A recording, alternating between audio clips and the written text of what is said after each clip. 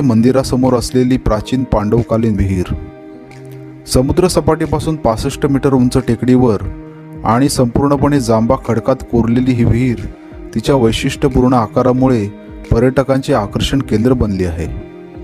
ही विहीर अदमासे 70 फूट खोल असून तिची पूर्ण लांबी 47 मीटर व रुंदी 8 मीटर आहे।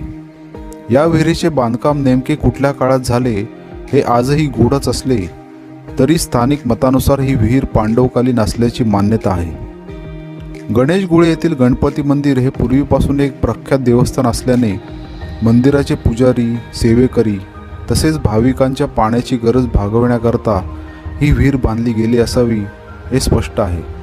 कारण मंदिर हे गावापासून थोडे दूर असल्याने मंदिराच्या परिसरातच पाण्याची व्यवस्था असणे आवश्यक होते। विहीर एकूण 2 भागात विभागली गेली असून एक भाग लांब, अरुंद व आयताकृती आहे